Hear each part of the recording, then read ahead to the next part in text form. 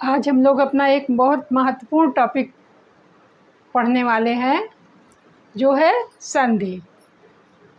ये ऐसा टॉपिक है कि ये सभी प्रतियोगी परीक्षाओं में पूछा जाता है और आप छोटे क्लास से लेकर के बड़े क्लास तक हिंदी व्याकरण में पढ़ते भी हैं और ये बहुत ही इम्पोर्टेंट टॉपिक है और इसको हम लोग बहुत आसानी से समझने का प्रयास करेंगे कि बिल्कुल आपके पेपर में एक भी प्रश्न संधि से संबंधित गलत ना हो। तो संधि जो है वो संधि का मतलब होता है जोड़, और यहाँ पर हिंदी भाषा की संधि की बात हो रही है तो इसका तात्पर्य है कि यहाँ पर स्वरों और व्यंजनों के मेल से जो विकार उत्पन्न होकर के नए शब्द बनते हैं उनको संधि कहते हैं। संधि मुख्यतः 3 प्रकार की होती है। कौन कौन सी, बहुत आसानी से हम 2 मिनट के अंदर आपको समझाएंगे, उसके बाद फिर प्रश्न हल करेंगे।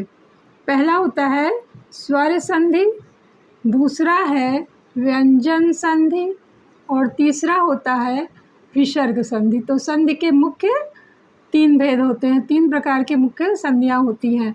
स्वर संधि जो है ये 5 प्रकार की होती है। इसमें होता है दीर्घ स्वर संधि। दीर्घ जैसे कि शब्द से हम जान रहे हैं, जहाँ पर शब्द के बीच में बड़ी मात्राओं का प्रयोग हो वो दीर्घ स्वर संधि होती है। आ की मात्रा, ई की मात्रा और ऊ की मात्रा। इसके बाद देखें गुण संधि को हम कैसे पहचानेंगे। गुण संधि में क्या होता है, आ या आ के साथ जब ई जुड़ता है, ऊ जुड़ता है प्लस ई या ई होता है तो ये ए हो जाता है।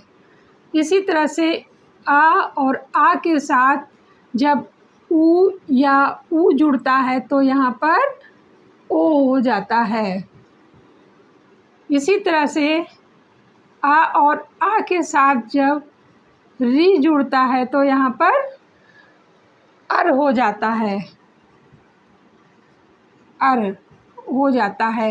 वृद्धि स्वर संधि हम देखते हैं, वृद्धि स्वर संधि कैसे होती है।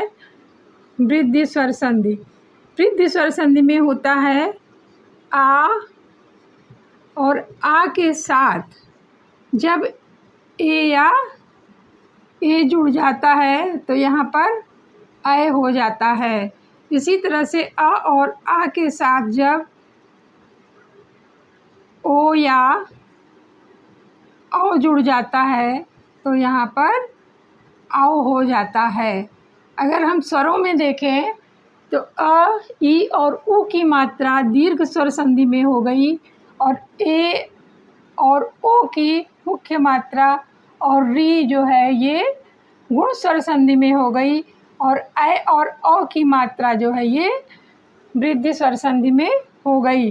अब यण संधि कैसे होती है। यण संधि में देखें तो यहाँ पर क्या होता है, ई और ई के साथ कोई भी स्वर, ई और ई के साथ कोई भी स्वर जब जुड़ता है तो वहाँ पर अ हो जाता है, या हो जाएगा। और इसी तरह से ऊ और ऊ के साथ जब कोई भी स्वर जुड़ेगा तो वहाँ पर वा हो जाएगा। और री के साथ जब कोई भी स्वर जुड़ेगा तो वहाँ पर जो है वो रा हो जाएगा। इस तरह से अब बचा अयादि संधि। अयादि संधि में क्या होता है, अयादि में हम देखते हैं, अयादि में भी क्या होता है, अय, आय,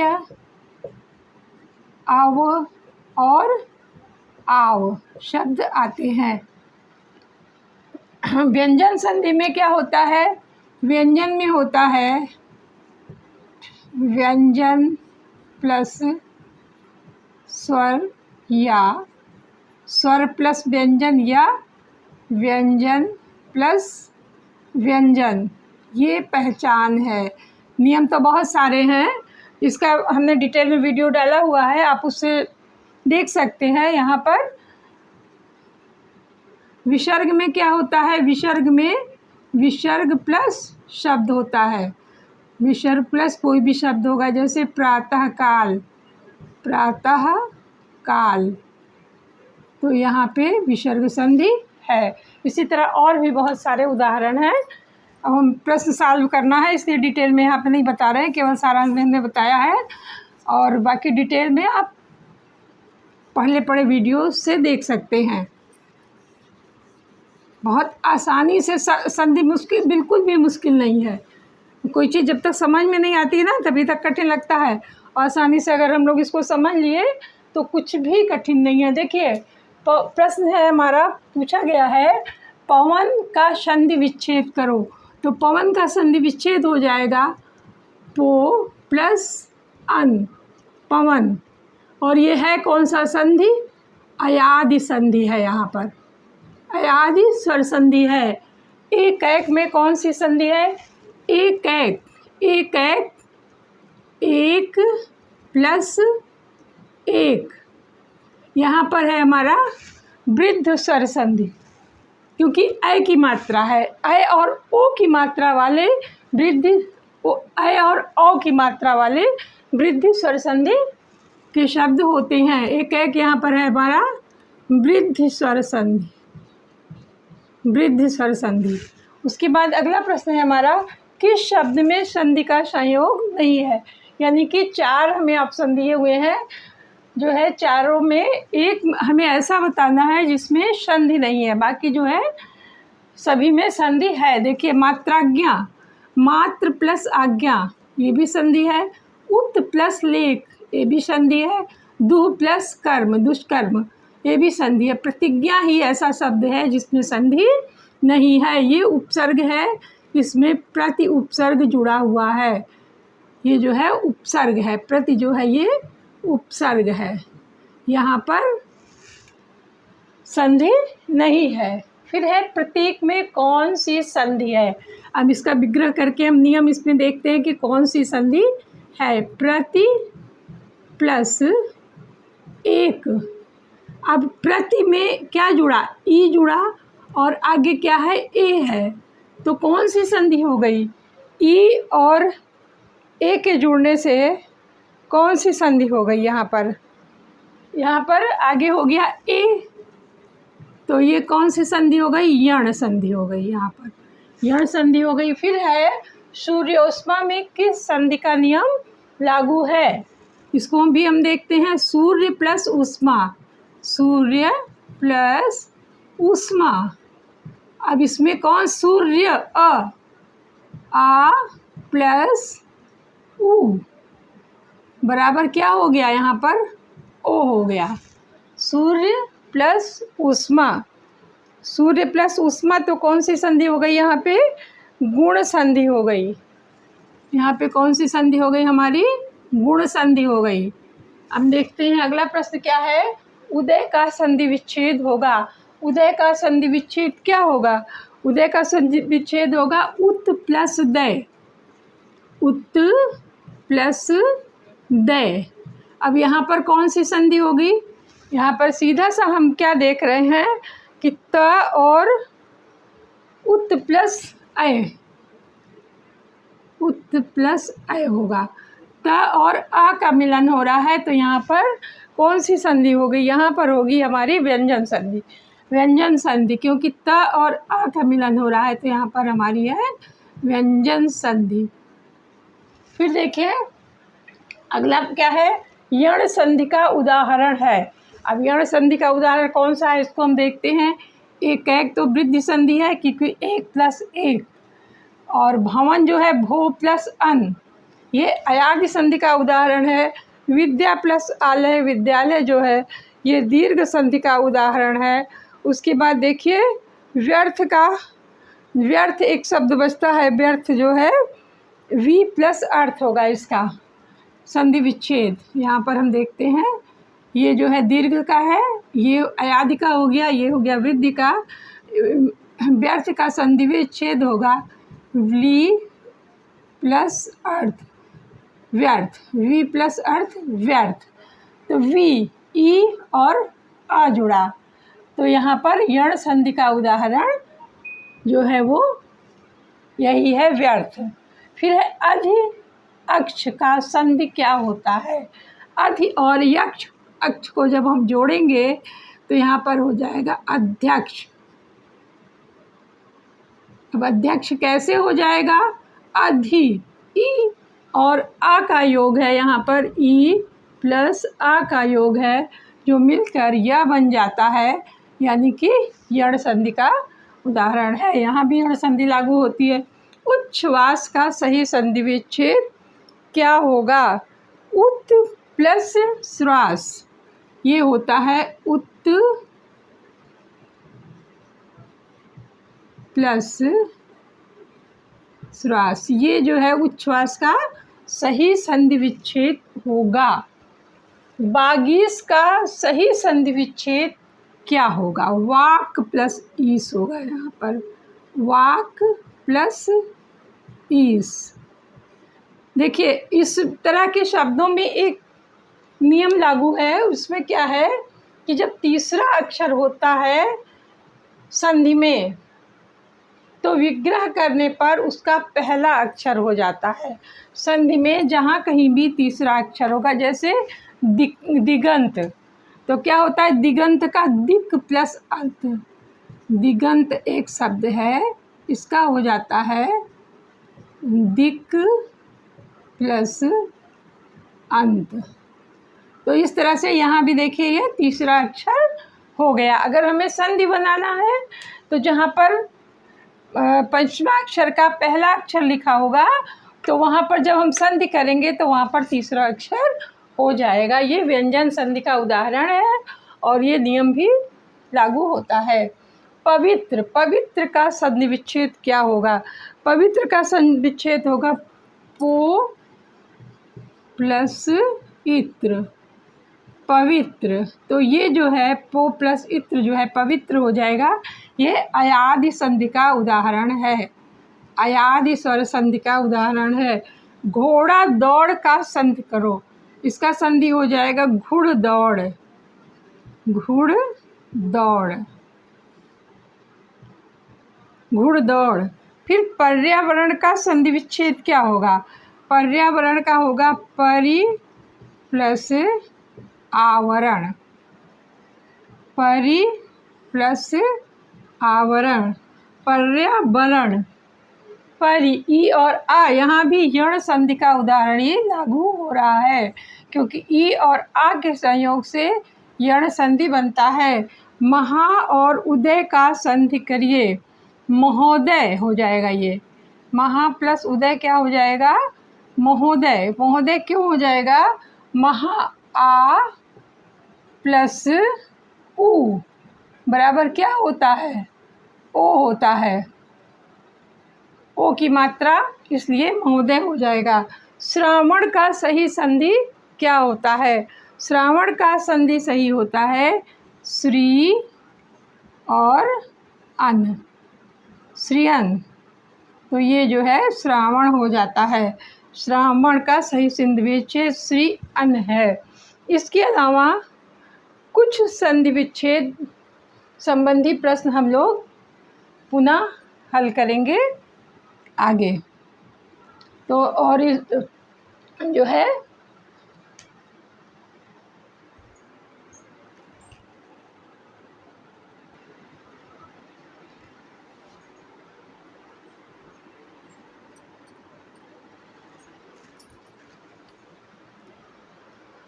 देखिए हमारा 16वां प्रश्न है कि दो स्वरों का योग किस संधि में होता है?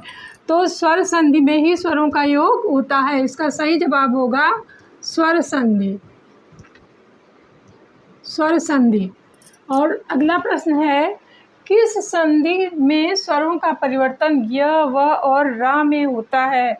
इसका सही उत्तर होगा यण संधि, क्योंकि यण संधि में जब हम ई को किसी स्वर से जोड़ते हैं तो या हो जाता है, जब उ को किसी स्वर से जोड़ते हैं तो वा हो जाता है, और री को किसी स्वर से जोड़ते हैं तो रा हो जाता है। अंतर्गत का सही संधि विच्छेद क्या होगा? अंतर्गत का सही संधि विच्छेद होगा अंतः प्लस गत, अंतः प्लस गत। नमस्कार में संधि बताएं। नमस्कार में कौन सी संधि होगी? नमस्कार में होगी विसर्ग संधि, क्योंकि इसका विग्रह होगा नमः प्लस कार, नमः प्लस कार। अगला प्रश्न है वाक्मय का संधि करो। तो वाक्मय क्या हो जाएगा कि यहाँ पर दो नियम लागू होता है। एक तो पहला नियम है कि क जो है वो तृतीय अक्षर में परिवर्तित हो जाएगा। पंचमा अक्षर का तृतीय अक्षर क्या है? क वर्ग का क ख ग, यानी कि ग हो जाएगा। और म जो यहाँ पर है वो इसके पंचमा अक्षर में परिवर्तित हो जाएगा, अंगा हो जाएगा। ये नियम लागू होता है। तो इस तरह से हो जाएगा ये वांग्मय। यहाँ पे ग में ना परिवर्तित होकर के आगे जो है ये म लिखा हुआ है, इसलिए यहाँ पे वांग्मय हो जाएगा, वांग्मय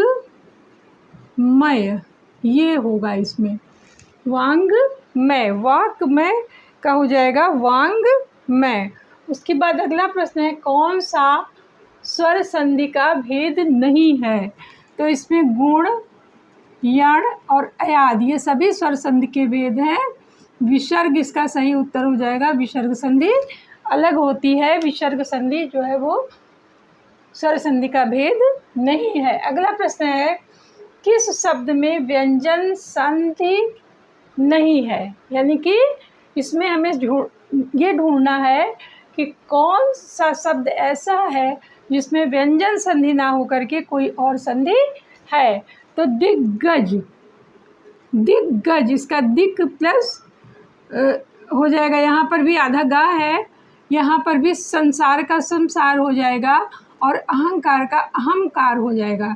तो निर्विकार ही ऐसा शब्द है जो ये विसर्ग संधि का उदाहरण है। निर्विकार, नि प्लस विकार हो जाएगा।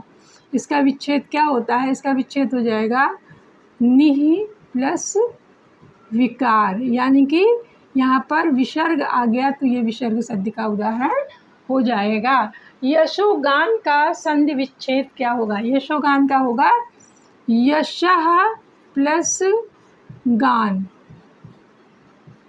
गान, यशोगान। विसर्ग जो है यहाँ पर विसर्ग संधि है और यश प्लस गान हो जाएगा। यशोगान का सही जो है वो विच्छेद। इसी तरह यशोधरा का भी यशः प्लस धरा होता है। यशो लगा करके कोई भी शब्द अगर आता है तो उसका आगे यशा करके जो अगला शब्द दिया होगा वो उसका संधि विच्छेद हो जाएगा। हितैषी का संधि विच्छेद करें।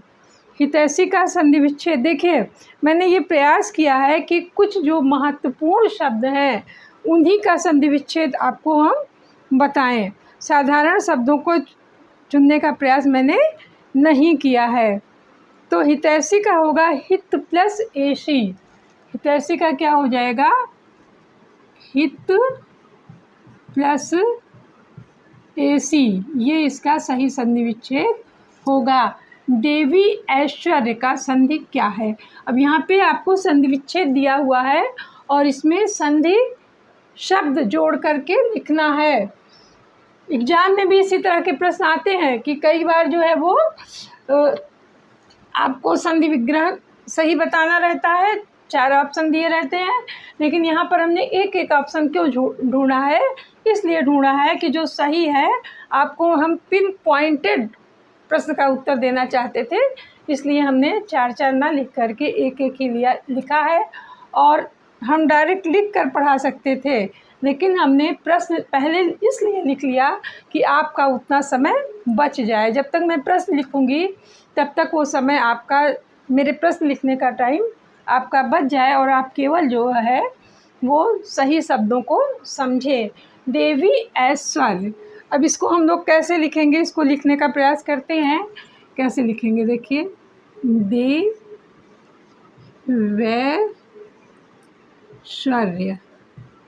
अब इसमें जो है ऐश्वर्य जो है वो ए की मात्रा में परिवर्तित हो गया।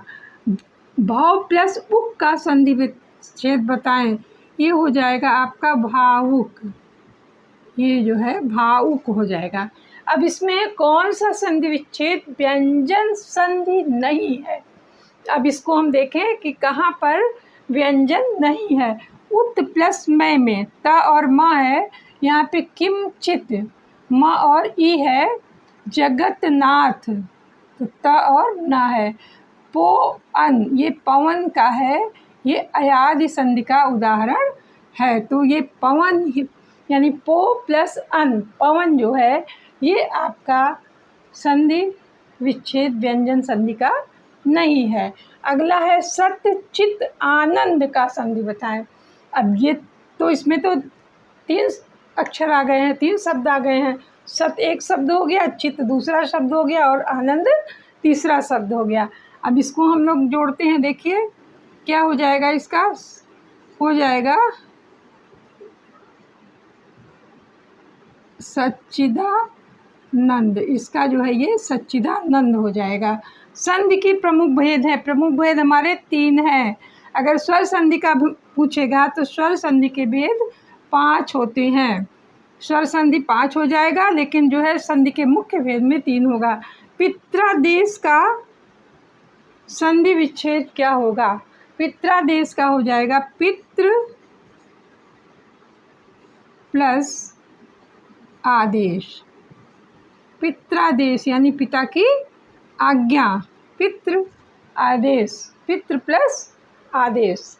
तो इस तरह से जो है हम लोगों ने जितना प्रश्न हल किया है, इसको आप अगर अच्छी तरह से तैयार कर लेंगे, मैं ये नहीं कह सकती कि यही शब्द आएगा, लेकिन इस तरह के प्रश्न आएंगे, ये दावा मैं ज़रूर करती हूँ कि इसी तरह से संबंधित प्रश्न आएंगे। और जो शब्द मैंने बता दिए हैं, तो उन शब्दों के प्रयोग से आप परीक्षा में प्रश्नों को हल कर सकते हैं।